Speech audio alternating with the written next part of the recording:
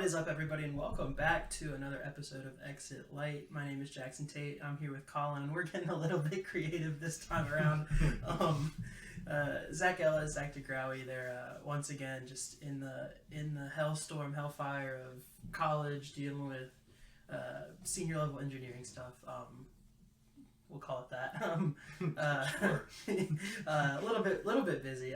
Nothing they can do about it. They just have a lot going on. But in the meantime, it's been a couple weeks. We're back finally talking a little bit of football. Basketball season coming up. But we're as you can see, we're in person. Collin and I live only about 15 minutes away from each other, so we figured we might as well set up in the. I'm going to say set up in the bedroom. I guess that's probably not the right thing to say.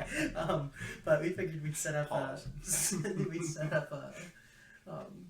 little in-person stuff. So for the first time ever, we're sitting here at a bar table with our laptops and some beers, and we're going to talk a little bit football. We're not driving through Waverly, Virginia this time. First, a couple of first. First time in person. Collin also has headphones for the first time. That is a fact. First time using my phone to record, so hopefully that works out. If it doesn't work out, blame Isaac. The guy that makes it all happen behind the scenes. Exactly. He makes the magic happen. He makes the magic not happen. One of the two. So, anyways, honestly, let's just get down to it. Coming off a really fun weekend in Blacksburg, homecoming weekend, Georgia Tech, Maroon out, really noon game, really couldn't have had a better atmosphere. I always say the noon games suck a lot, especially after driving 5 hours through literally. So Collin lives 15 minutes, about 20 minutes south of me, and his car's been messed up. So this is the one time ever that I've had to drive backwards to go pick him up.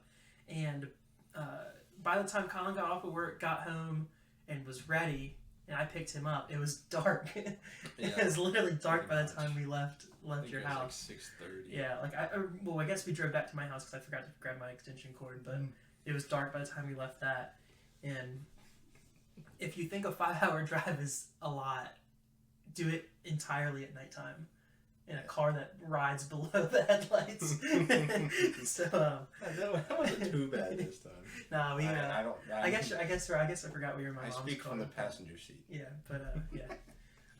But anyways, 5-hour drive, made it. We made it to Blacksburg we made it to Kroger at 1:55 because we were hauling tail.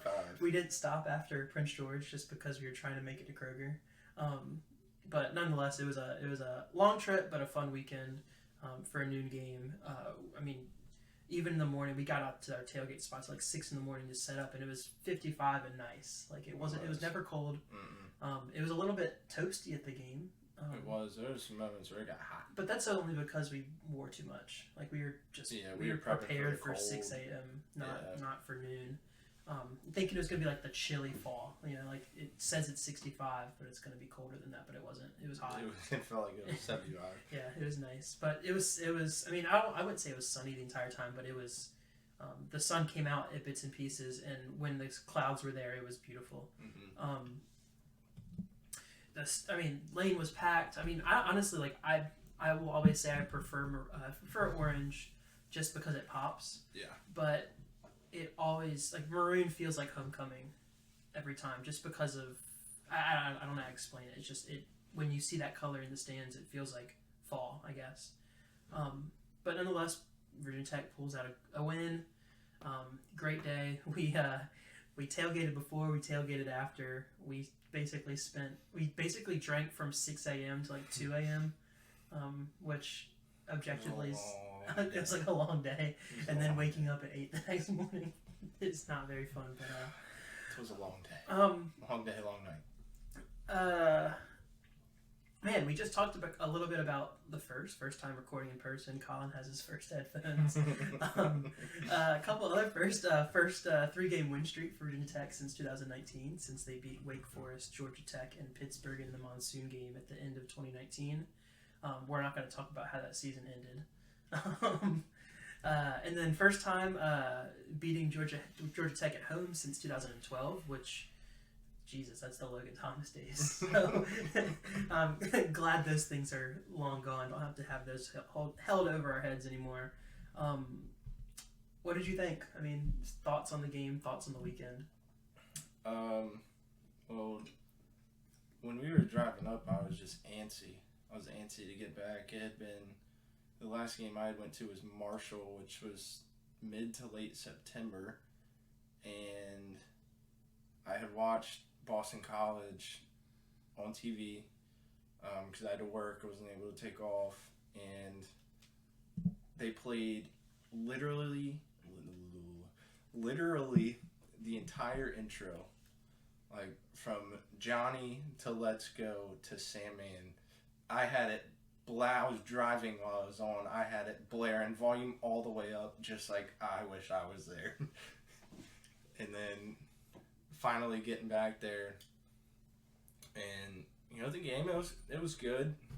They looked good. I mean, I'm not gonna lie, it was low-key a boring game just because Tech, it felt like they were so dominant defensively, and like the offense wasn't doing a ton, so it was just like, oh, we're here. Yeah. I mean, truthfully, there's definitely no place like Las Vegas. From start to finish, the weekend was just fantastic. So Kyron Jones, first Virginia Tech quarterback in school history to have one catch. I didn't realize that was history. Yeah, Virginia Tech history to have a passing touchdown, a rushing touchdown, and a receiving touchdown in the same game. I saw something today. Jalen Wayne's the first player in Virginia Tech history, however many years or something, to have like a receiving touchdown, a rushing touchdown, a passing touchdown, and a return touchdown. Yeah, he's like the first one since like C.J. Spiller, I want to say. Yeah, if you remember him from Clemson. Oh yeah. That's what it was. ACC network graphic. First in the ACC, or first time in the ACC in a long time. Yep. Yeah. So, I mean, like Collin said, it wasn't. I don't feel like it was a very it was really a sparkly game. There really wasn't much that happened other than the Hokie special. Yeah. And I was kind of the point where I was like, yeah, we're winning this game. Like, it's not gonna, like, it's over, And that was at the end of the first half. I kind of thought they were gonna hold onto the ball a little bit longer there, trying to run the clock down. And they scored on the first play. Yeah. Because I remember I looked at you and I was like, yeah, they should have run the clock out. And then I look up and they do that, and I'm like, okay, whatever, I guess. I remember I was like coming in all. I was like, yeah, but then they ended up getting the ball back. Yeah. I don't remember that because we thought they were going to potentially have a chance to score again, and they just it was like nope, they just didn't move the ball at all. But like you said, it was a defensive struggle both sides of the ball.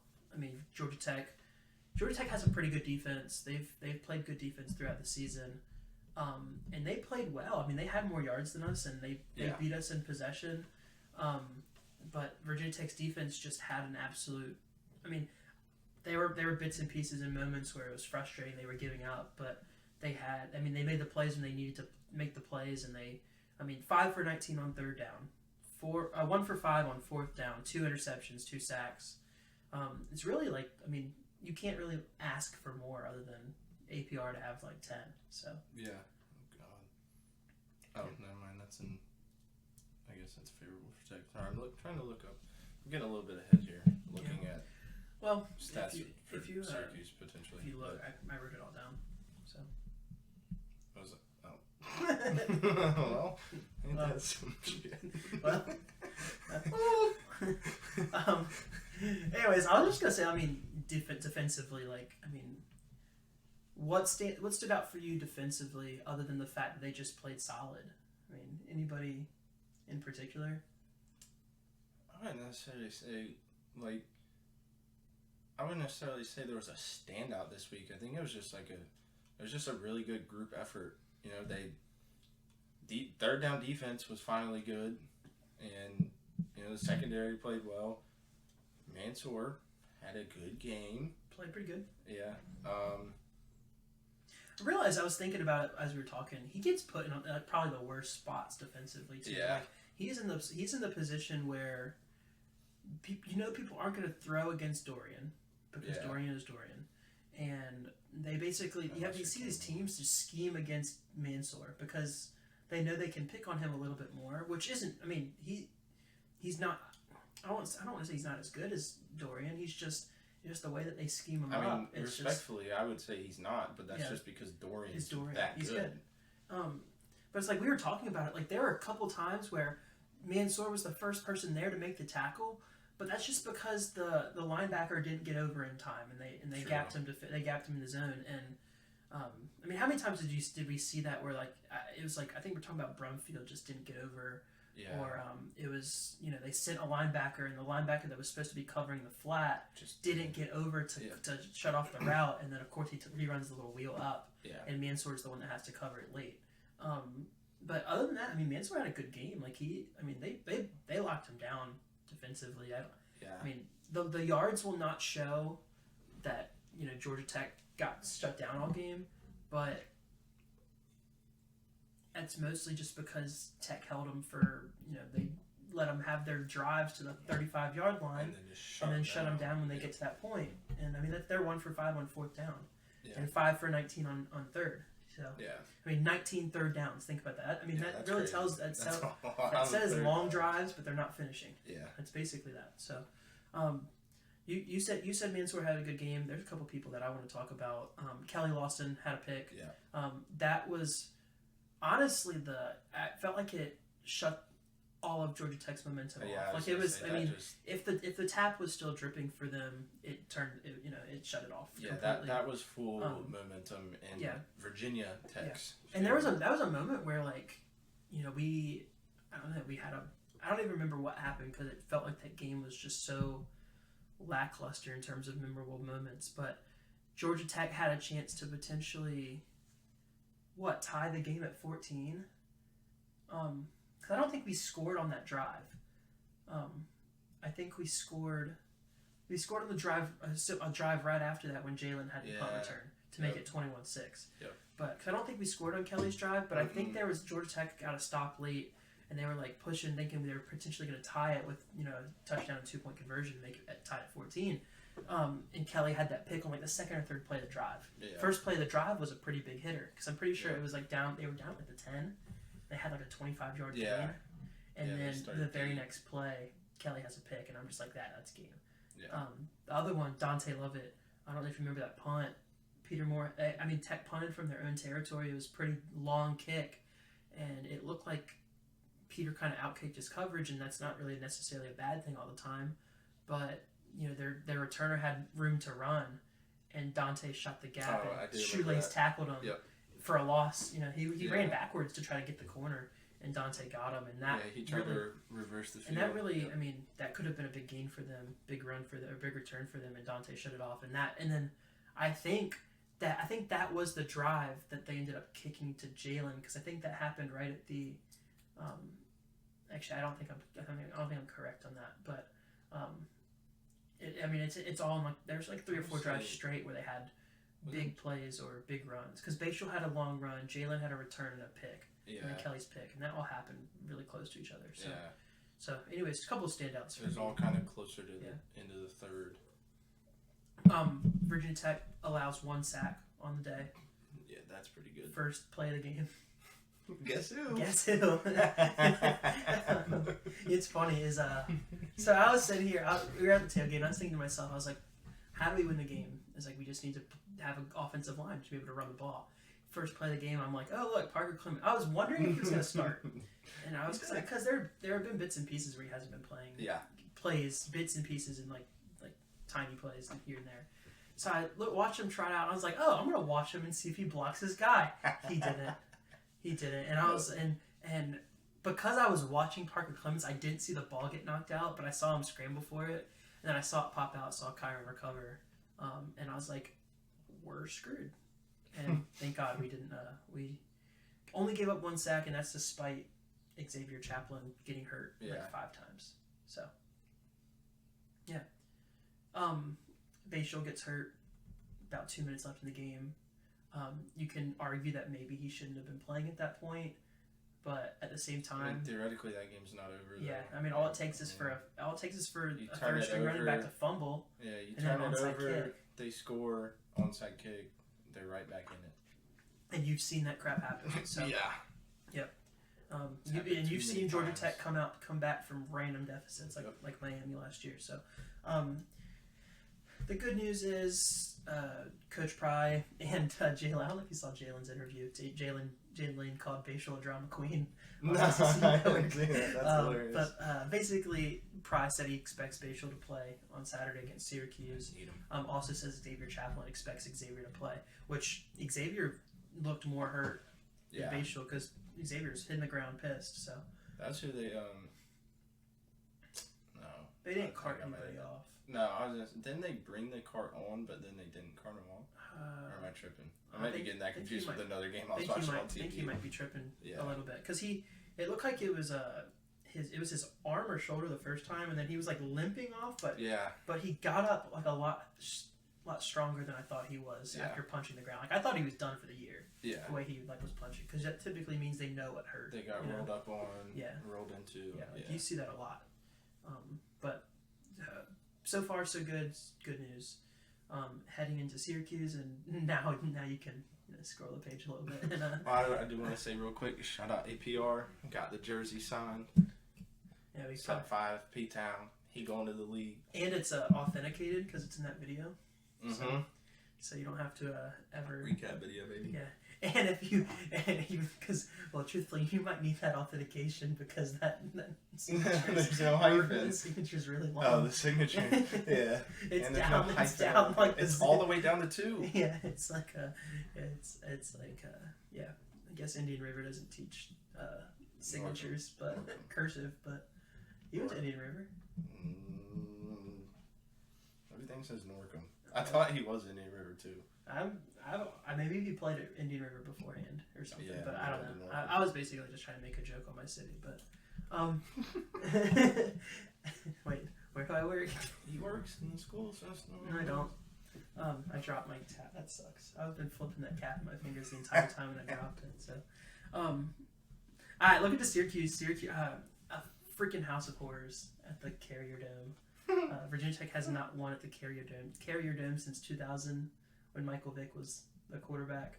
I can think of I can think of one awful loss, and that's when 2016, when they went to Syracuse and just ruined the season, when they could have gone. I mean, they did play for the ACC championship that year and could have won that game, but the outlook for them would have been a lot better if they didn't lose that game. Yeah.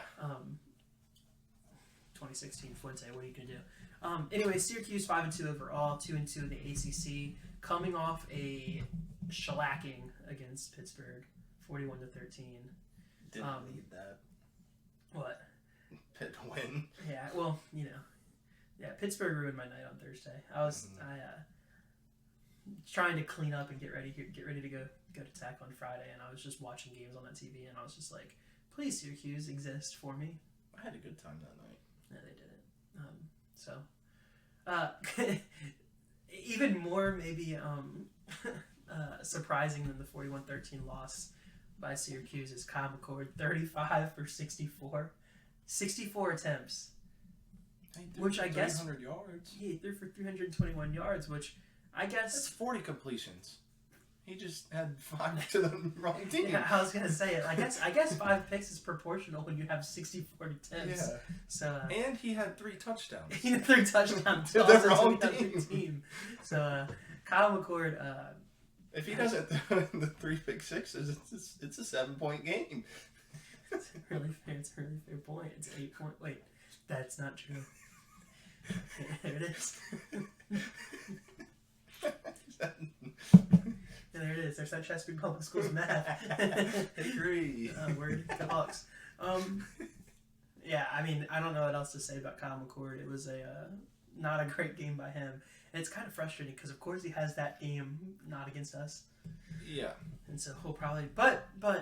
So, I'm going to continue the stats. Syracuse, 6 rushing yards on the entire game. 4 sacks allowed. Makes me think of last year against Syracuse on Thursday night when APR had 4 sacks, and Syracuse had like no yards going into like the second half or something like that. Like they just dominated them. looking at the team statistics, Syracuse 127th of 133 in rushing offense. So it kind of makes me think that maybe Virginia Tech is going to have Caleb Woodson in and playing some kind of like nickel linebacker, like a pass defense heavy scheme against Syracuse. But at the same time, knowing Tech, I feel like that's dangerous. Although, I mean, they looked good enough against Miami when they did that, so. Yeah. I mean, truthful. Syracuse is third in passing offense, but I guess that's what's going to happen when you throw most of your passes to the other team. 70 times a week. Yeah. I mean, that's a fair point. I did look up all this on NCAA.com, and their stats really don't have context to them. So that's actually kind of nuts that they have the third passing offense. Yeah. But that's what happens when you have to throw the ball 64 times per game. Yeah, absolutely. I don't think it. That was a passing offense, which is like yards per game, not like yards per attempt. True. So the numbers don't lie necessarily, but they do need context. Virginia Tech 110th in passing offense, which you would expect when you have Bishop Tuden. So Syracuse is 47th in points per game. Virginia Tech is 49th. 36th in rushing defense for the Orange. Virginia Tech is 89th, and then passing defense, Syracuse is 63rd, while the Hokies are 36th, which fares well for Tech. Going against Kyle McCord. Also, I feel like that ranking in rushing defense is partly because of how bad Week 1 was. Yeah, I mean that's truthful. They could not stop the run to save their lives that game. Also, and obviously Rutgers too. Yeah. Menungai kind of tore us up, and then the passing defense as well. I mean, I don't think they definitely have not been awful over the past few games, but there have been some awful just whiffs in terms of coverage, especially in the first half of the season. Specifically, can't get off the field on third down, which is Miami. I mean, also a little bit of this last week too. There's some really frustrating third down calls. But it's college football. I mean, we expect Virginia Tech to convert on 3rd and 7, so why can't anybody else? So give them a little bit of grace. Talking about keys to the game, Syracuse, it's obviously just need to win, but what do you think they need to do in order to get to that point? Play defense. I mean, hey, that's what I have written down. Play defense. Be prepared against the pass. Sorry, I can't watch that. I'm trying to watch World Series and multitask here. Not going to work. Get pressure like you have. I mean, for sure, you got to get pressure. If you get pressure on them, then you don't give them time to throw the ball. Then and they're not going to run because they struggle. Yeah. So, I mean, look, this game sets up great for Peebles and APR. I think. APR last year against teams that pass heavy, like Virginia and Syracuse, and then this year against what was it, Boston College? We had 4, and then ODU. I mean, APR feasts, and I think this game sets him up well to go and feast on Kyle McCord and the Syracuse offensive line. The thing that worries me is that place is just it's like a energy sucker. Yeah. There, and I know they care about football up there, and that place is cool to play. There's something else to do. Exactly. And that's like the 9th time we've said that on this podcast. I mean, seriously. I mean, do you think Syracuse? I mean, Rochester too. I'm just kidding. I know some people from Rochester. I've been there. It's boring. I went for a shitty reason too. I know. Well, I was thinking about the other people we know from Rochester. Remy, shout out. Anyways, brothers. So I just get off the field. Like, they have to be able to get off the field on third down. I expect that they're gonna probably be in second and long situations a lot. If they can have that good first down play and stop the run when Syracuse decides they're gonna run, they have to be able to hold on 2nd and 10. Yeah. And 3rd and 7 and 3rd and 5. They have to be able to get off the field. but that immediately alludes to get pressure on the quarterback. They can if the defensive line eats like they ate against Syracuse last year. I mean, I can't imagine the defense isn't having a good game. You also got to be able to recognize the run when it comes. Yeah, because you can't just go out there and just pass commit and think they're gonna throw the ball. Exactly.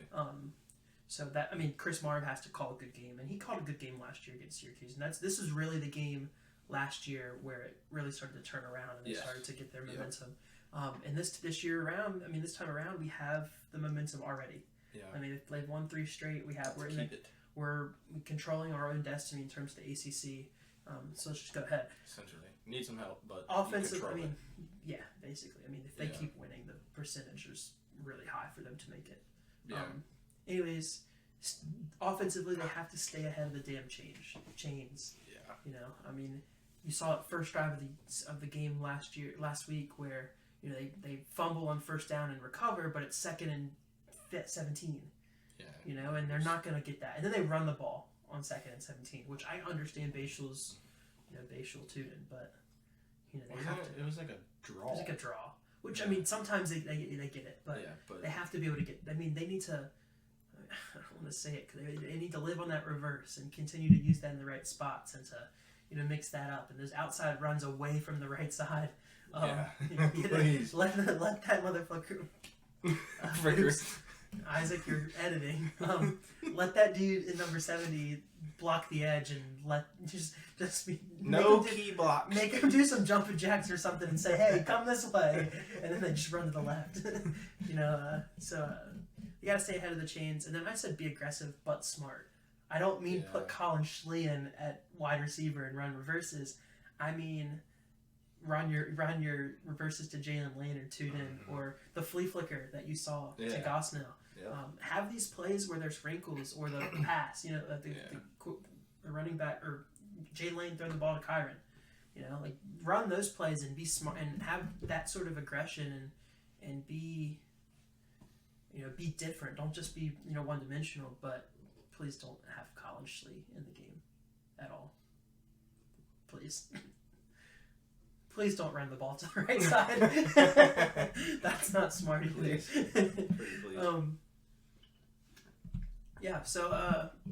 Overall, I think Virginia Tech's in a good spot.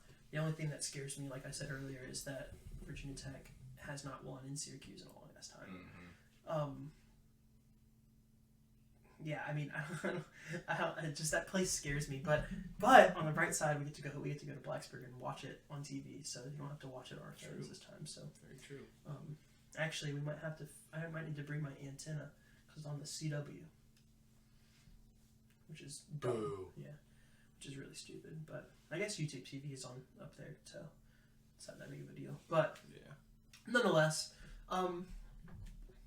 we're gonna do things a little bit backwards this week because we have a little bit of a different segment coming up after this. But we're gonna go right to games of the week, and I don't even know if Isaac's still here. Isaac's not here, so Isaac's probably sleep.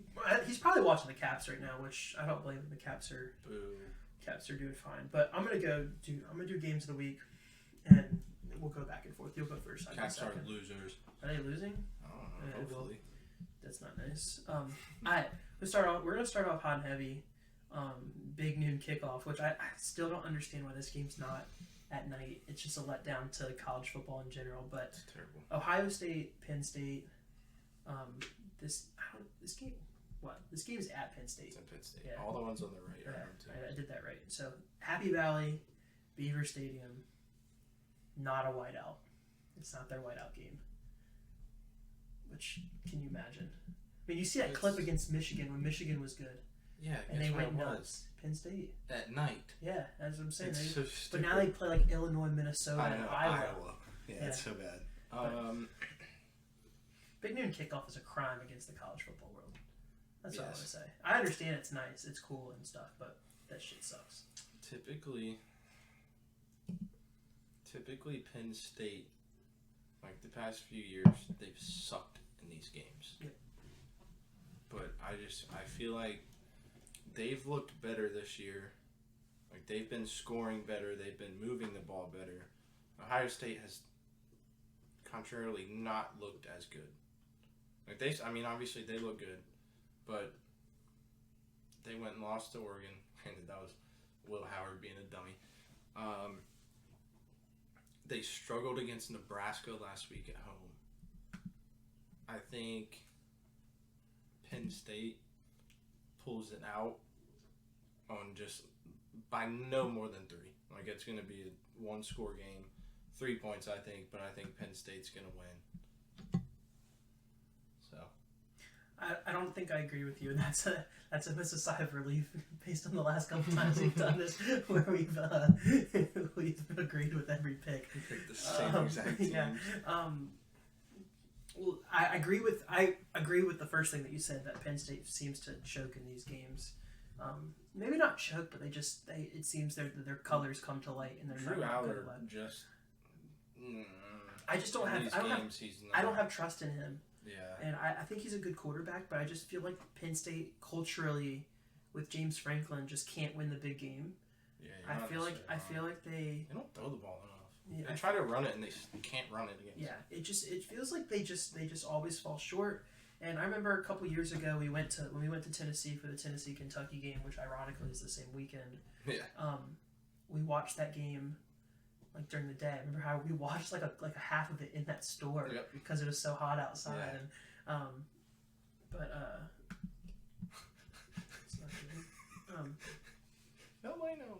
Yeah, but I was gonna say, I just think that I don't think Penn State has enough. I think culturally they just can't. Give me a second. I'm turning this switch on.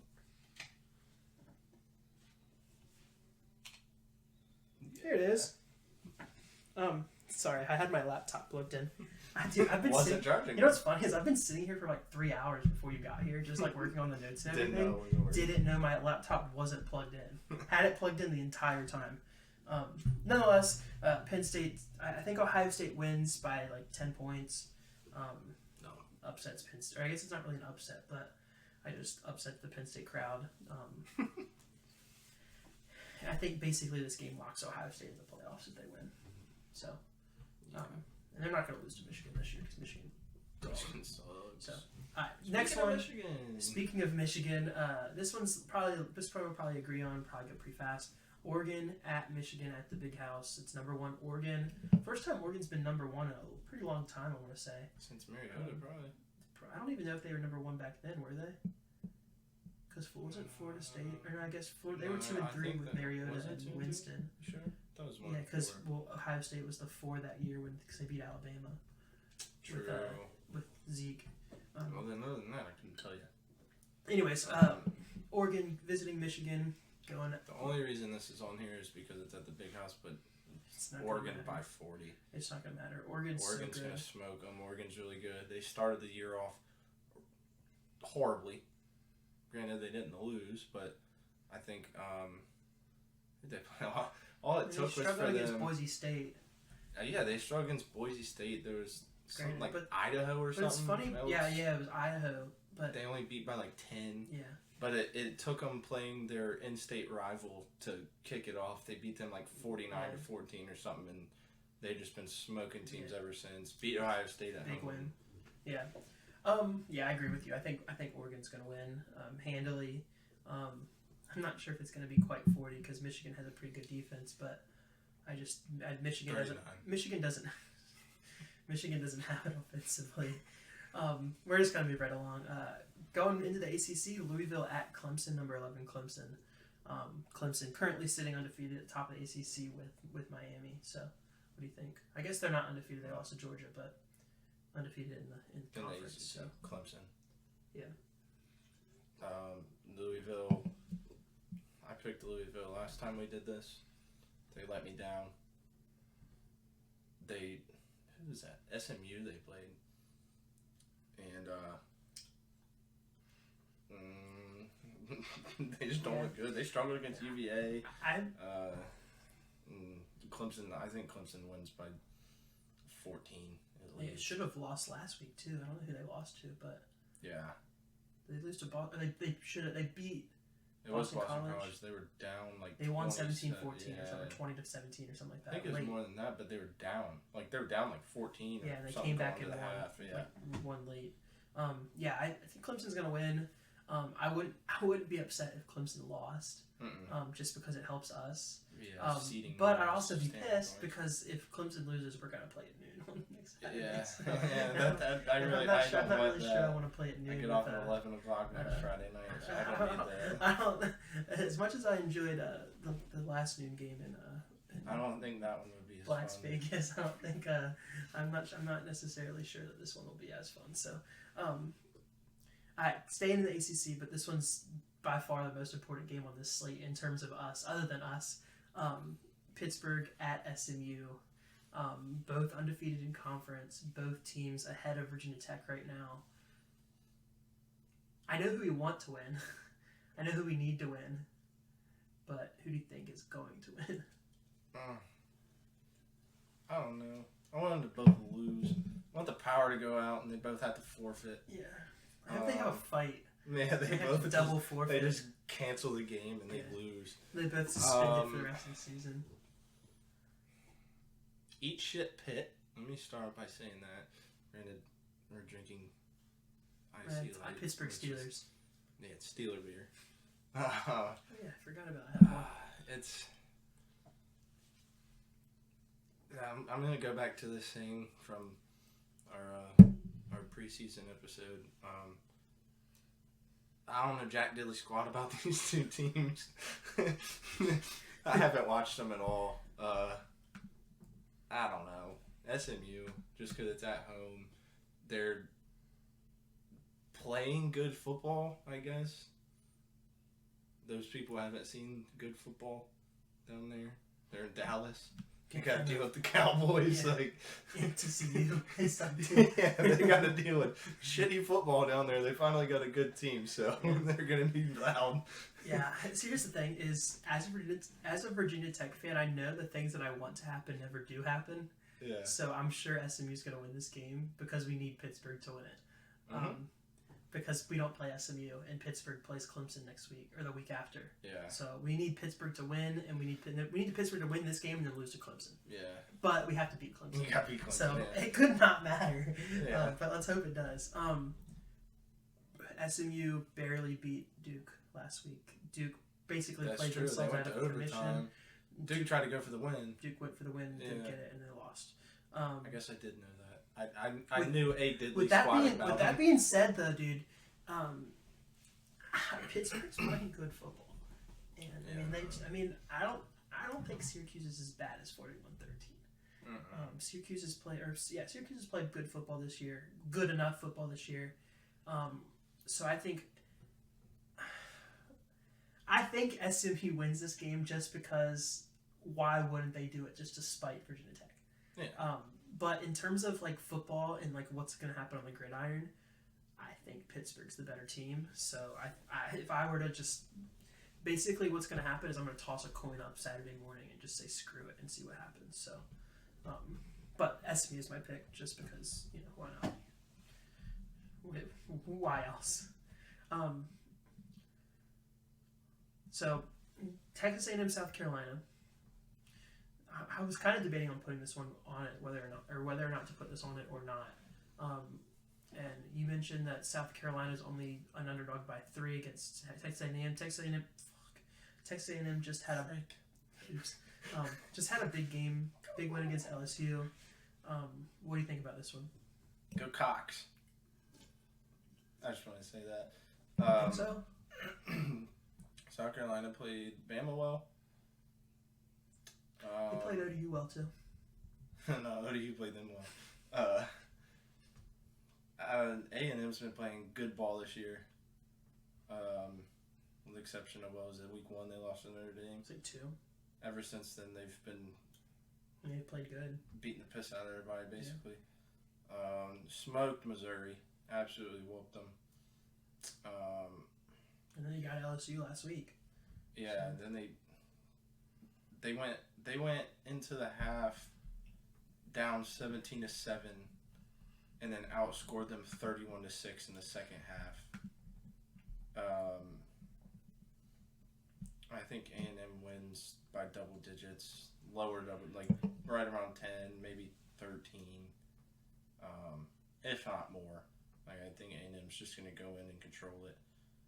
Granted, it is in South Carolina, and that's...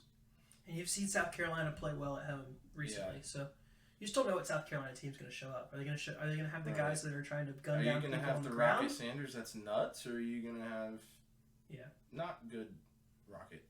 Yeah. So you saw a video of the South Carolina player making a tackle and he guns him down. Did you see that? So whether or not that's going to be this Saturday or not, we'll see. Yeah. So, yeah, I agree. I think Texas A&M's going to win this game. Texas A&M's playing good football. They're on the verge of getting to a point where they're going to be in the playoffs if they keep winning. Yeah, I don't know who they play. We talked about this on the drive home on Sunday. I don't know who they play left. I don't think they have much of a tough schedule. Yeah, that's what I'm saying. They don't play Bama. Just because the schedule got all flipped around. So I think Texas A&M wins this game. But moving to our last one that's not us, Kentucky at Tennessee, good old Rocky Top, Halloween, dark mood uniforms, Martinsville weekend. Feels like a... Tennessee lost to Arkansas, right? Yeah, yes. They haven't looked great this year. Kentucky has a good defense, but no offense. Nico started the year hot. He hasn't looked great. Kentucky looked like one of those sleeper teams. They beat Ole Miss. And then they lost to Vandy. Vandy's not bad. We've settled that, damn it. You're right. They lost to Vandy, but Vandy beat Bama, so... Vandy almost beat Texas. Yeah. We got drunk in tots and then looked up and they were close. So. With that being said, give me Tennessee. It's going to be another one of those, go down, score a touchdown on your first drive, shank the extra point, don't score again. Lose by 30. Yeah, remember that game?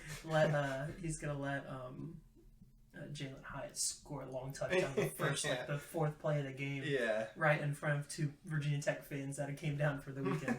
Just to see Hendon Hooker. Yeah. Yeah.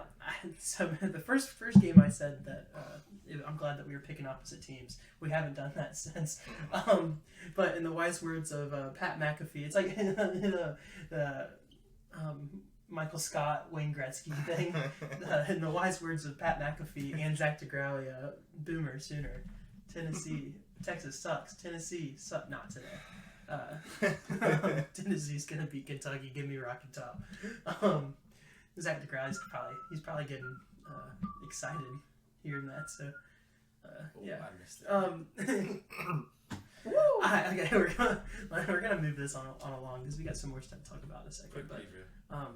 Virginia Tech, Syracuse, and you get a score in this one. Oh God.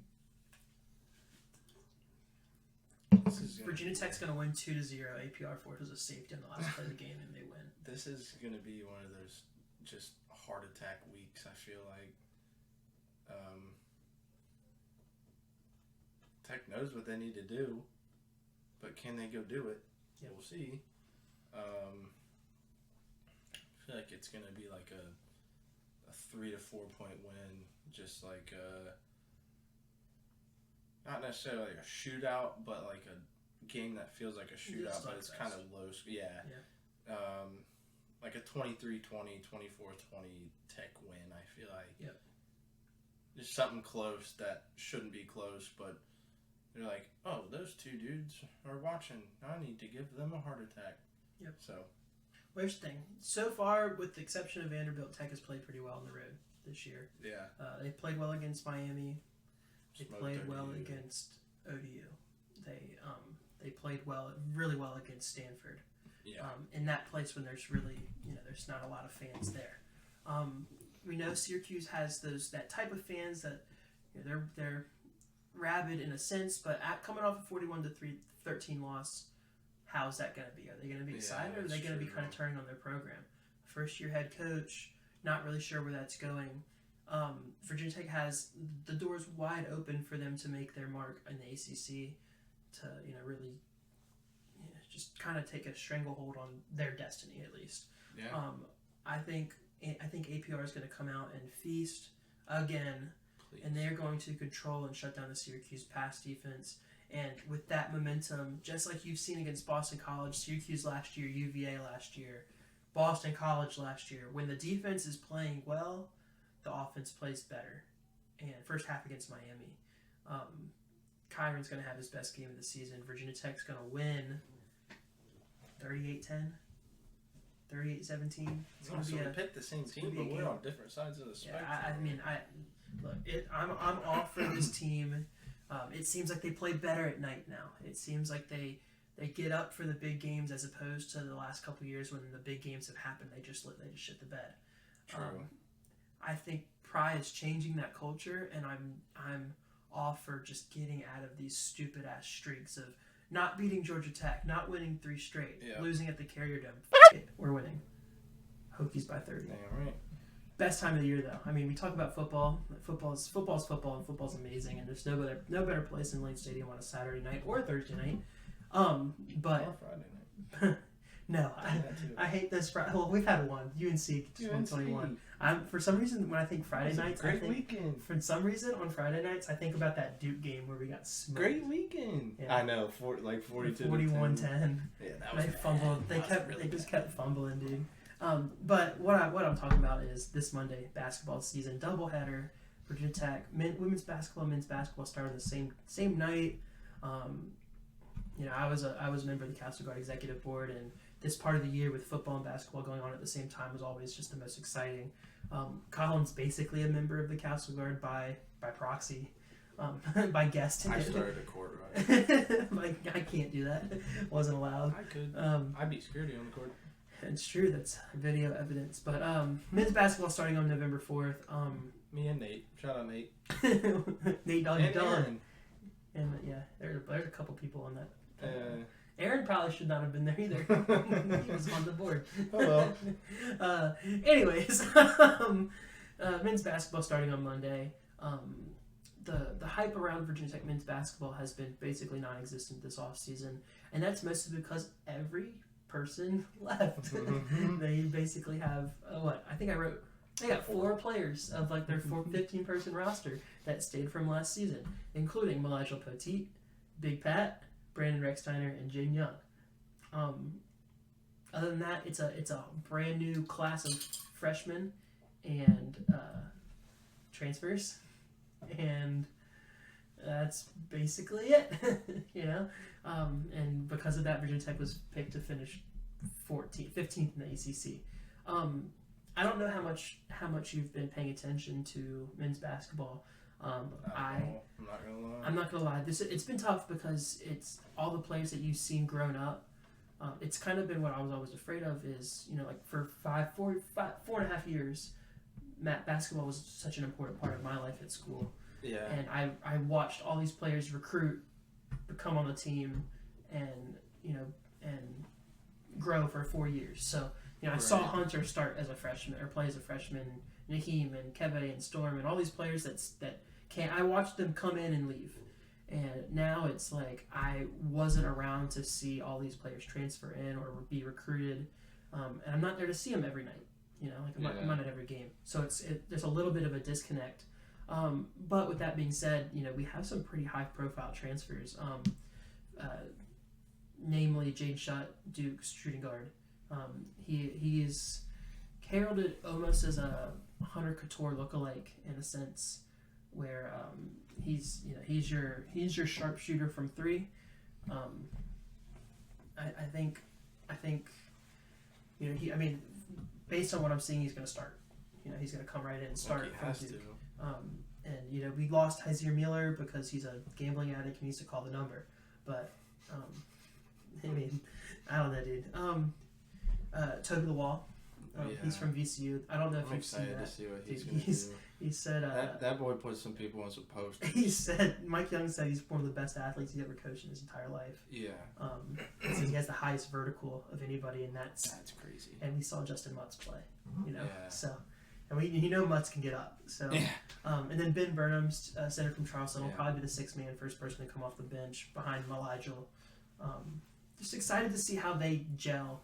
I think it's tough to have expectations for this team, and I don't mean that in a good or bad way. It's just there's so many new pieces that you can't really tell whether they're going to be good or bad or if whatever. If they gel, it's going to exactly. And that's Mike Young's system is pulling people together and having a flowing offense. And you've seen it in the past couple of seasons take a long time to gel into the end of the season. Unfortunately, the last couple of years we've had Sean Padula who doesn't know how to control the ball. So he's a hero ball, and maybe it's not the worst thing to have to let some hero ball players and some brick busters go and transfer to Ole Miss and Vanderbilt, and so nonetheless, jump shot. Dude, he hit like Blue jerseys. He hit 2 a season. So blue jerseys. Great job. Jump shot. Projected starting lineup for Virginia Tech: Brandon Rexsteiner coming back as point guard, Jaden Young at 2, Jaden Shutt at the 3, kind of like Hunter Couture, Toby Lawal at the 4, Maligel Poteet, which Maligel is the returning veteran, starting at the 5. Maligel's going to have a good season this year just because he knows the system, and the offense is going to run through him. And I think you've seen like when we walked by him. Yeah, and he went. Ah! Yeah, he did. Anyway, all right. So just looking at the roster and thinking about it, just from a large thing, basketball is going to be basketball, and we're going to talk a lot about it moving forward. But who is your key player for this season? Like, who do you think needs to be their best for Virginia Tech to be good this year? I think ultimately, without having looked at like anything for basketball, I think it's Rexsteiner. I agree. Just because you gotta have a point guard who's gonna hit the shots, who can cash threes. I feel like he had moments last year, but like he never really had the moment where he got the time on the court that he's gonna have this year. So it's just how's he gonna be able to handle being thrown into a situation where he's the one in control of the game, he's the one in control of the offense. Yeah. We're talking about that in a second. I'll talk about what I was going to say in a second. But for me, the key player for this season, just like I said, Maligel has to be at his best. He has to just stay healthy. And not that he hasn't been healthy, but his knees need to stay healthy, and he needs to continue to play at a high level. He is so big, and if they let him play his style of basketball and not try to be the flashy Keve Aluma, like finesse scorer, Malagel's going to have a great season. Who do you think you're like under the radar star? Like, who's going to have their breakout season this season?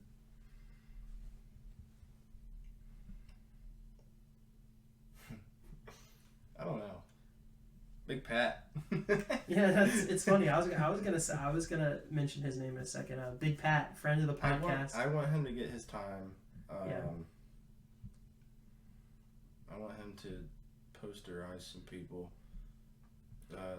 Also just rooting for the dude because he's freaking hilarious.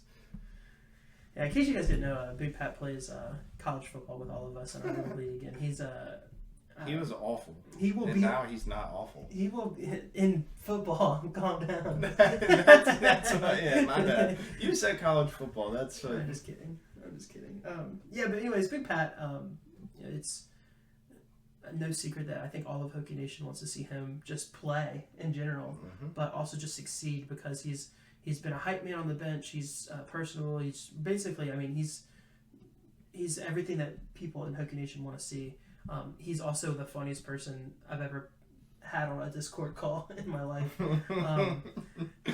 and I know he's excited to hit the court this year. If I were to say like my under the radar star, I'd probably say Jaden Young. He played a little bit last year too, and there were moments where he shined like heavy, and he got hotter at the end of the year, and it was almost like Jalen Cone, if you remember him when he played, where he was just hitting stuff random. Like he just hit like deep threes, and Jaden Young's kind of short. He's not as short as Jalen Cone, but Jaden Young has that same touch. He's kind of like Darius Maddox in a way. Yeah. You know, like when he puts up a three, you think it's going in. So I think Jaden's going to have a good season. And then looking forward to the most, I was going to say Big Pat. I'm just excited to see Big Pat.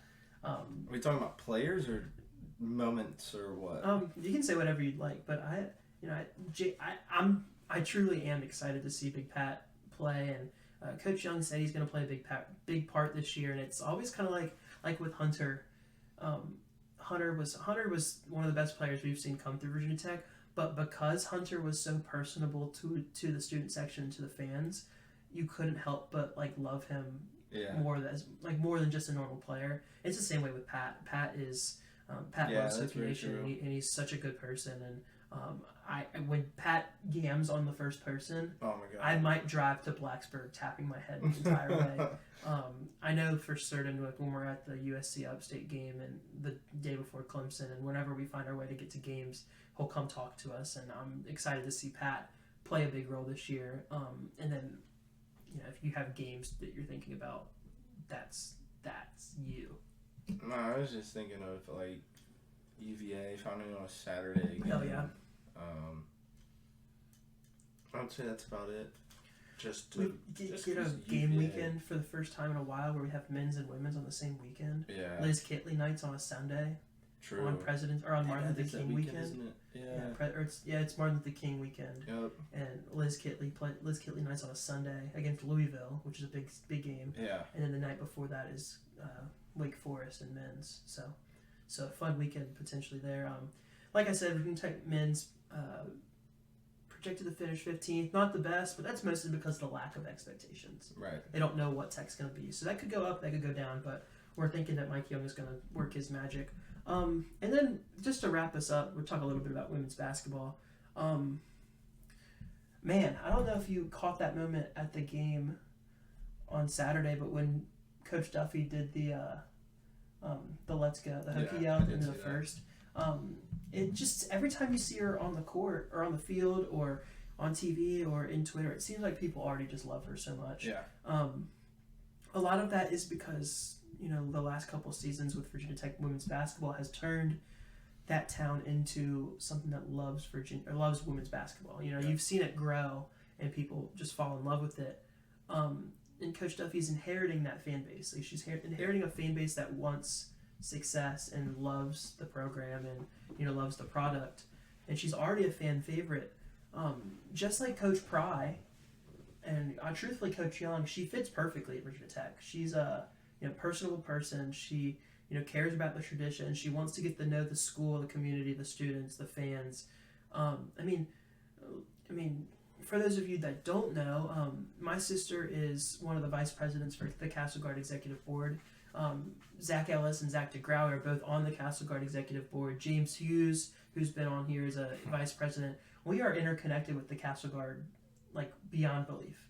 And the amount of good things that I hear, Collin hears from Coach Duffy and her staff about how well she treats the students and how much she wants to get to know the students, and how just like gracious she is with her time and how personable she is, and it makes you wonder, if we were missing out, the first time.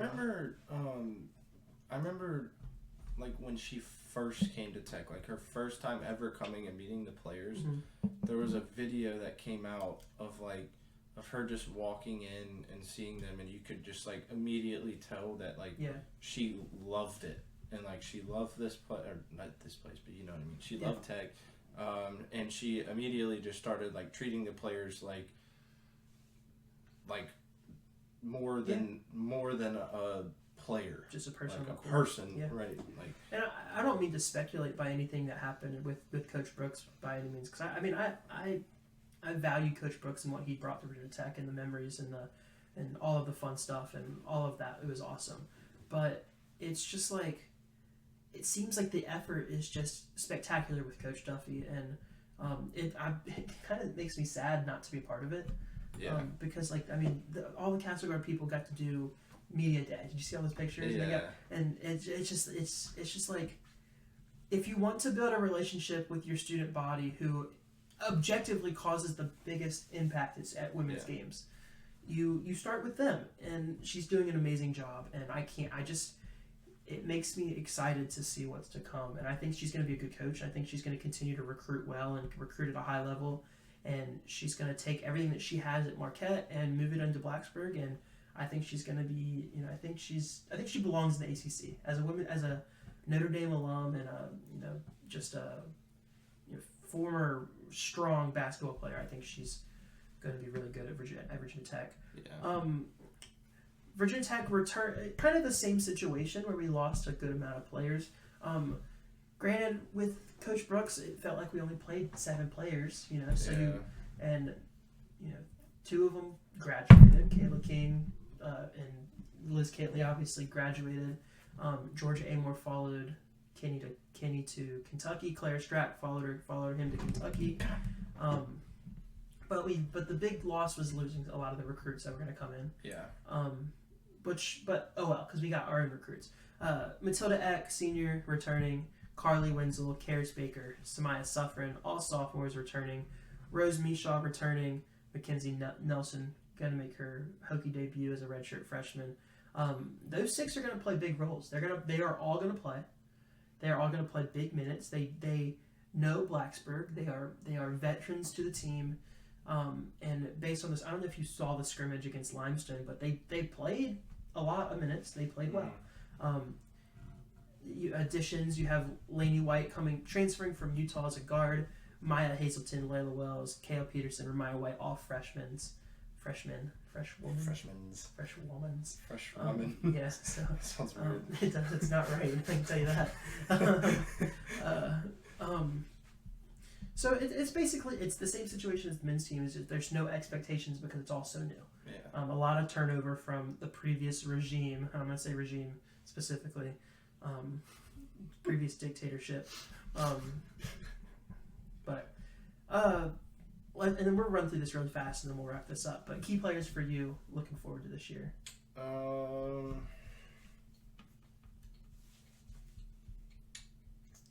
go Tilly for a key player. Hey, did you know that she doesn't like to be called Tilly? We found that out the other day. Yeah, I did. Yeah, you can't say that anymore.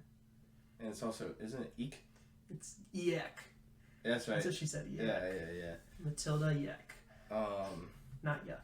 Yek. I feel like she'll be a key player just because she'll be the senior of who's on the court. She played a big part last year, even with the 2 stars. Yeah. So I mean, this year it's like she is the star basically at this point. So I mean, having her get hot would just set the team off. Yep. Yeah, I mean, it's hard for me to disagree. In order for Virginia Tech to be good, they have to rebound with basketball. That's what Tech was good with Coach Brooks. With that being said, I think Rose Mishaw is your answer in that regards. I think she's primed for a much better season. I think she has a lot more trust in his coaching staff, and I think she's just it's like a breath of fresh air. Yeah. For her. You saw her play a lot against Marshall and Miami and Notre Dame in the tournament last year, and then against Baylor. And she had really big moments of just, wow, where has this been all year? And it seems like once she potentially had some trust in her for those games, she started to light it up. I think she's going to have a really good season as a senior. I mean, she's big and she's tall and she's athletic, and I think she's going to be a really big key for Virginia Tech moving forward this year. Under the radar start, I'm going to start with this one. I think somebody who really doesn't get talked about a whole bunch is Lainey White coming from Utah. I think she's going to start this year. Hasn't really gotten a whole bunch of just publicity or spotlight just because she is transferring into a new system. And there's, just like I said, there's no expectations. But if she is the 2 guard that Virginia Tech needs, like she's like similar to Asia Shepherd, it could make the biggest difference for if they can shoot threes. Yeah. And you saw that with Coach Brooks is when Tech is shooting threes, they don't lose. Yeah. And I think Laney White is going to be an answer to that. Obviously, Matilda is going to shoot the lights out of the basketball, and Karis Baker is going to shoot well. Carly Wenzel she's going to be a magician as she gets older and more experienced. But under the radar, I think Laney White's going to be special. I would say mine.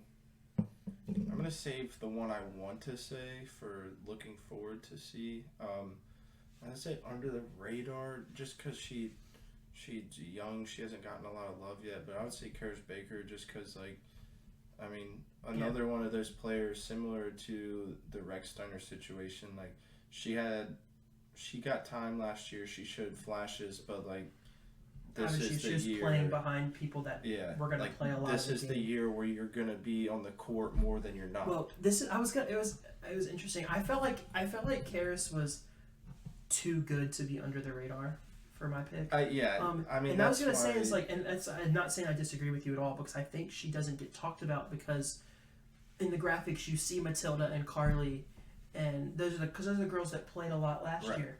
Karis Baker played a good amount of basketball last year. And she was kind of the one that was like, damn, I can't believe she's going to leave when we thought she was going to leave. Yeah, absolutely. We thought she was gone for sure. And the interesting thing is, if you remember the games against North Carolina State last year, Karis was often on the floor when they needed that small but good defensive lineup.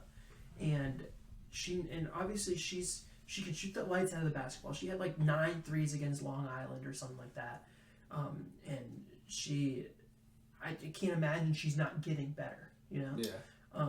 So maybe while I won't completely say she's under the radar because she's Karis Baker and she's got to start, I think this is her breakout season. For better words, I think she's gonna be nuts. Yeah. I'm gonna let you start with looking forward to see who you're most excited about, because I don't know if you're gonna pick the one I'm thinking about as well. I think I am when Ramaya White. Yeah. Yeah, just because she's big, dude. She's gonna be. She's not gonna be Liz Kitley because they're not the same person. Shut up. I didn't mean it like that. No, I don't. No, I'm just excited to see what she can do. When she gets her time, I think she's just gonna bully people. She's gonna be a bully of the court. You don't touch the paint when she's on the floor because you will probably get put on your ass. She reminds me of the Alyssa Peely from Utah. Yep. She's 6'5". Yeah, that's what I'm saying. She's huge. Look, see, this is me being a fake fan, I guess, which it's not true. I'm not a fake fan, but it wasn't Liz Kitley 6'5", 6'6"? 6'6". So she's an inch shorter than Liz Kitley, but she can bully. She will play bully ball. Yes. And maybe I don't know how that translates to ACC, but for players. There are players in women's college basketball that have similar skill sets as Ramaya White will that could not be stopped. Yeah. You've seen Maddie Westbeld. You've seen her she's similar in a way. Maybe I think a little bit shorter, but still, but really big frame, and they can't stop her. Yeah. And if Ramaya's going to keep building a skill set, and maybe not this year, but at some point she's going to be a star. Yeah, for sure. Also, committed to Kentucky and decommitted to Kentucky, she's already my favorite. Oh, that is her.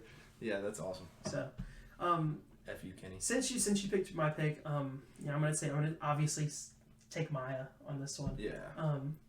Maya Hazelton, another friend of the podcast, Ellis has been begging to let you on the podcast, and we absolutely will at some point. We're gonna have Patty and Maya at some point. Yep. Very soon, once basketball season starts, hopefully.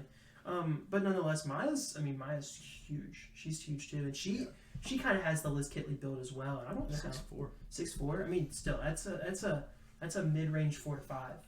Yeah. And if she builds that skill set like you expect from players at Virginia Tech, she's going to be great, and I can't wait to see her play. She played a little bit against